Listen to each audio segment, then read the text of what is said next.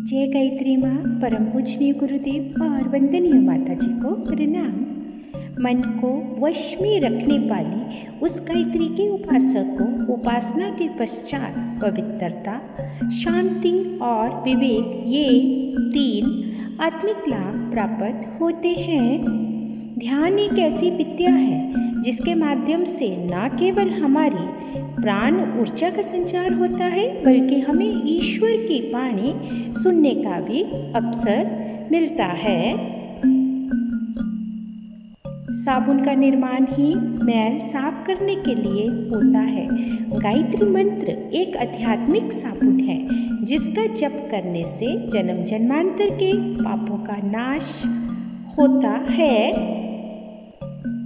देवता आशीर्वाद देने के लिए हमेशा आतुर रहते हैं, लेकिन आशीर्वाद देने से पहले पात्रता की परख करते हैं। वो पात्रों को कभी भी आशीर्वाद नहीं देते हैं।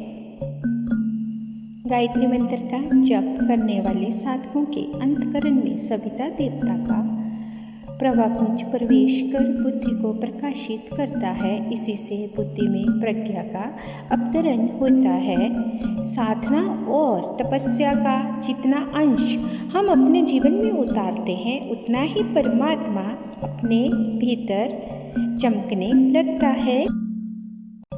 साधना, उपासना, पूजा पाठ में केवल माला घुमा लेना ही पर्याप्त नहीं है। जब तक ईश्वरीय अनुशासन को जीवन में नहीं उतारा जाता है, चिंतन, चरित्र और व्यवहार में नहीं ढाला जाता, तब तक ये क्रियाएं विडंबना के अतिरिक्त कुछ नहीं है। गायत्री मंत्र जप का विज्ञान पक्ष ये है कि जब हम लय और ताल से मंत्र का जप करते हैं तो हमारे शरीर में सेंट्रीफ्यूगल फोर्स पैदा होती है जो भीतरी विशेषताओं को जागृत करती है। कबीरा मन निर्मल भया जैसे गंगा नीर, पाछे पाछे हरि फिरे कहत कबीर कबीर। स्त्रियों के लिए हर प्रकार से आवश्यक है। पिता की अपेक्षा माता अपनी कन्या पर अधिक प्यार करती है। गायत्री माता बड़ी कल्याणमयी है। उनका हृदय वात्सल्य से परिपूर्ण है। अपनी गोदी में चढ़ने वाली किसी पुत्री को वह निराश नहीं करती। गायत्री महाविज्ञान योग ऋषि श्री राम शर्मा आचार्य जी, जय गुरुदेव। प्रतिदिन निश्चित संख्या में इष्ट मंत्र का जप करते रहने से वह हमारी प्रार्थना का एक अंग बन जाता है। अतः ये आवश्यक है कि मंत्र जप करने से पहले शारीरिक और मानसिक शुचिता का विशेष ध्यान रखा जाए। जप करते समय साधक को अपने पूर्ण शुद्धता का भाव रखना चाहिए।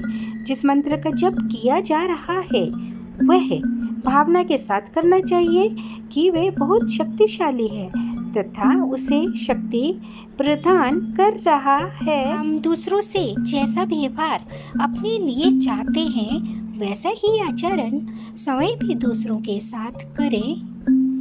दुनिया कुएं की आवाज की तरह है। कुएं में मुंह करके जैसी वाणी हम बोलेंगे, बदले में वैसी ही प्रतिध्वनि दूसरी ओर से आएगी। साधना, उपासना और आराधना से मनुष्य के तीनों शरीरों की जागृति होती है। स्थूल शरीर को विकसित करने के लिए आराधना की जाती है जिसे कर्मयोग कहते हैं। कारण शरीर विकसित करने के लिए उपासना की जाती है जिसे भक्ति योग कहते हैं। सूक्ष्म शरीर विकसित करने हेतु साधना की जाती है जिसे ज्ञान योग भी कहते हैं। श्रद्धा जिसके आदर्शों में होती है वही गुरु कृपा का पात्र होता है। हमारी श्रद्धा गुरु कार्यों के प्रति नित्य हर पल बढ़ती रहे। हम उनके कार्यों में आलस्य प्रमाद न करें। हम गुरु के ही चरित्र का निरंतर चिंतन करें, उनके ही जैसा बनने का प्रयास करें तो सद्विचारों की गंगोत्री हमारे अंदर प्रवाहित होने लगेगी। गायत्री महामंत्र का हर अक्षर शक्ति का स्रोत है, अपरिमित शक्ति का भंडारगार है।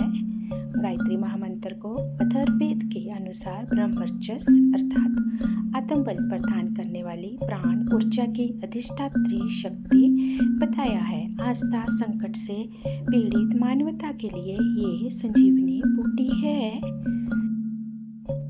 भगवान भक्त के चरित्र, निष्ठा, ईमानदारी और कर्तव्य निष्ठा से प्रभावित होते हैं और एक ही पुकार पर थोड़े थोड़े चले आते हैं। जो लोग बेईमानी के रास्ते चलते हैं, भगवान उनके बरगा लाने में नहीं आते हैं।